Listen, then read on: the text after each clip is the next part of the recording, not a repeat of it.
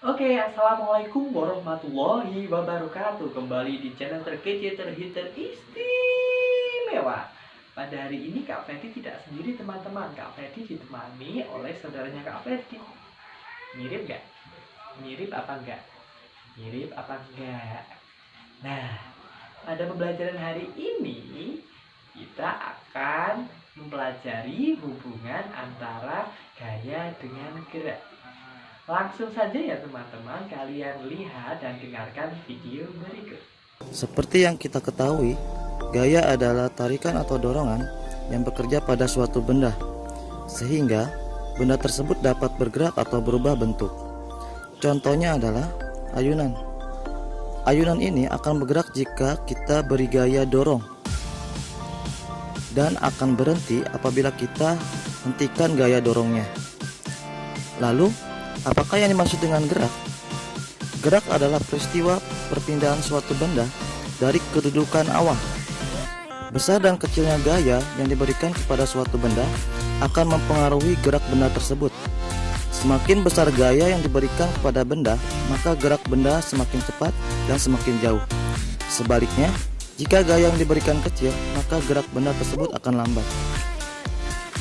Contoh gerak benda akibat gaya dapat kamu lihat pada ketapel. Ketapel dapat digunakan untuk melontarkan kerikil. Sebuah ketapel biasanya terbuat dari kayu dengan dua karet yang diikatkan ke kedua sisinya. Menggunakan ketapel juga sangat mudah. Pasang kerikil pada bantalan karet, kemudian tarik dan lepas karet. Ketapel dibuat dengan memanfaatkan sifat karet yang lentur. Saat menarik karet, berarti kita memberikan gaya pada karet. Akibatnya karet menjadi kencang. Jauhnya rentangan karet ketapel menunjukkan besar gaya yang kita berikan. Agar kerikil dapat terlontar dengan cepat dan jauh, kita harus memberikan gaya yang besar.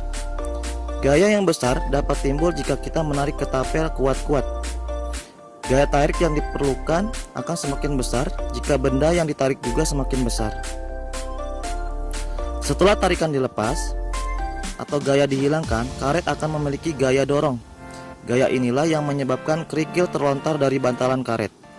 Semakin jauh kita menarik karet, semakin besar gaya yang kita dapat. Ini berarti semakin besar pula gaya yang dilakukan karet pada kerikil. Akibatnya, batu akan terlontar semakin jauh dan cepat.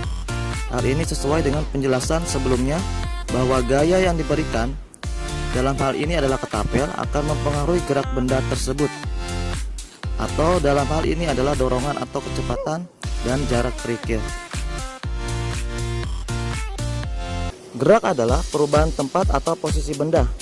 Benda dapat bergerak karena pengaruh gaya. Pergerakan pada benda tampak bermacam-macam. Gerak benda dapat dikelompokkan menjadi 5 macam, yaitu gerak menggelinding, gerak jatuh, gerak memantul, gerak berputar, dan gerak mengalir. Yang pertama adalah gerak menggelinding. Gerak menggelinding adalah gerak berputar sambil berpindah tempat. Gerak menggelinding terjadi pada benda yang memiliki permukaan tidak bersudut, seperti bola dan roda. Benda yang berbentuk kotak atau segitiga, seperti lemari dan peti, tidak dapat bergerak menggelinding. Yang kedua adalah gerak jatuh. Gerak jatuh adalah gerak benda dari atas menuju ke bawah. Gerak jatuh terjadi karena bumi mempunyai kekuatan untuk menarik benda. Kekuatan bumi untuk menarik benda disebut dengan gaya tarik gravitasi bumi. Semua benda dapat mengalami gerak jatuh walaupun memiliki bentuk yang berbeda-beda. Yang ketiga, gerak memantul. Gerak memantul adalah gerak balik suatu benda akibat membentur suatu benda. Pernahkah kamu bermain bola basket? Saat bermain bola basket, kamu memantulkan bola tersebut ke lapangan.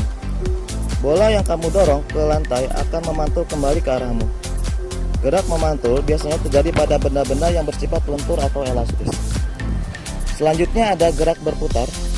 Gerak berputar adalah gerak melingkar benda yang berpusat pada titik tengahnya. Setiap hari kita menjumpai berbagai benda yang bergerak berputar. Dapatkah kamu menyebutkan benda-benda yang bergerak dengan cara berputar? Gerak berputar berbeda dengan gerak menggelinding. Pada gerak berputar terdapat titik tengah sebagai poros tempat benda bergerak. Kamu dapat melihat gerak berputar pada roda sepeda, kincir angin, dan komedi putar. Yang terakhir adalah gerak mengalir. Gerak mengalir adalah gerak benda cair dari tempat tinggi ke tempat rendah. Contohnya adalah gerakan air sungai yang mengalir dari daerah pegunungan menuju ke tempat yang lebih rendah hingga sampai ke laut.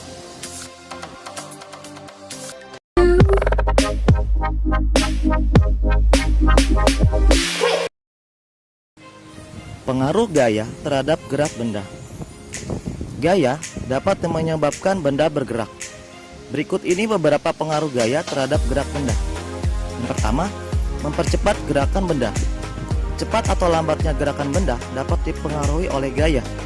Saat bola ditendang pelan, bola pun bergerak pelan. Bandingkan bola yang ditendang dengan keras, bola itu akan melambung tinggi atau terlempar jauh dengan cepat. Gaya dorong yang lemah membuat bola bergerak pelan. Sebaliknya, gaya dorong yang kuat membuat bola bergerak cepat. Yang kedua, mengubah arah gerak. Arah gerak benda dapat berubah akibat gaya. Misalnya, pada permainan softball, bola dilemparkan ke arah pemain pemukul. Pemain pemukul akan memukul bola hingga melambung tinggi. Apakah arah gerak bola berubah? Yang ketiga, memperlambat gerak benda. Beberapa saat setelah bola ditendang, gerak bola akan semakin lambat dan akhirnya berhenti. Mengapa gerak bola melambat lalu berhenti? Gerakan bola melambat karena ada gaya yang menahannya. Gaya yang dapat memperlambat benda disebut dengan gaya gesek. Gaya gesek ini adalah gaya yang terjadi jika ada dua permukaan yang saling bersentuhan. Yang keempat, menghentikan gerak benda. Selain menyebabkan benda bergerak dan melambat, gaya juga yang membuat benda berhenti. Gaya yang membuat benda berhenti adalah gaya gesek. Contohnya, seperti motor yang direm akan terhenti. Jika sepeda motor bergerak cepat, maka diperlukan gaya gesek yang besar. Sebaliknya, jika sepeda motor bergerak lambat, maka diperlukan gaya gesek yang lebih kecil.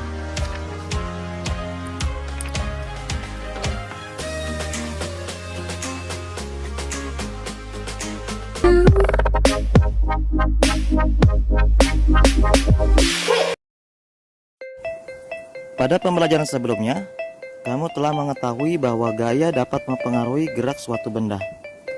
Selain mempengaruhi gerak benda, gaya yang bekerja pada benda juga dapat mengubah bentuk benda.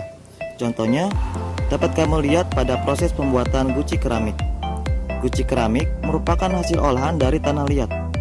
Tanah liat dapat dibentuk sedemikian rupa sehingga dihasilkan berbagai macam produk yang cantik dan menarik. Gaya yang diberikan oleh tangan pada tanah liat membuat bentuk tanah liat berubah. Hal ini menunjukkan bahwa gaya juga dapat mengubah bentuk benda. Semakin besar gaya, semakin besar pula perubahan bentuk benda. Berikut ini beberapa contoh lain bahwa gaya dapat mengubah bentuk suatu benda. Yang pertama, coba kalian amati karet gelang. Bagaimana bentuknya? Lalu tariklah karet gelang itu. Apa yang terjadi? Karet gelang yang semula berbentuk lingkaran berubah bentuk ketika ditarik. Yang kedua, pernahkah kamu melihat orang yang sedang memahat kayu? Kayu yang semula berbentuk gelendong bisa diubah menjadi berbagai bentuk. Ada yang menjadi meja, kursi, mobil-mobilan, patung, dan sebagainya. Yang ketiga, telur yang jatuh langsung pecah karena berbenturan dengan lantai. Telur yang semula bulat menjadi pecah sehingga tampak kuning telur dan putih telurnya. Yang keempat, sama seperti tanah liat, lilin mainan atau plastisin merupakan bahan lunak yang dapat digunakan untuk membuat berbagai benda, seperti berbagai jenis hewan. Perubahan bentuk benda ini dipengaruhi oleh gaya. Yang terakhir, adonan kue adalah contoh benda padat yang paling mudah diubah bentuknya. Jika ditekan dan digulung, bentuk adonan kue yang berisi berbagai bahan seperti terigu, telur, tepung gula, dan mentega akan berubah menjadi bentuk yang lain.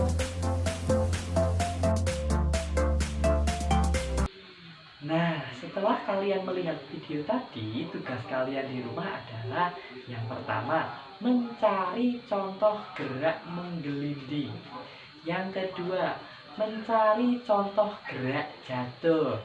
Yang ketiga, mencari contoh gerak memantul. Yang keempat, mencari contoh gerak berputar. Dan yang terakhir, mencari contoh gerak mengalir. Dikirim dalam bentuk video ya teman-teman. Pesan dari Kak Ferdi adalah tetap di rumah, selalu menjaga kesehatan. Kak Ferdi akhiri, wabil taufik wal hidayah. Wassalamualaikum warahmatullahi wabarakatuh.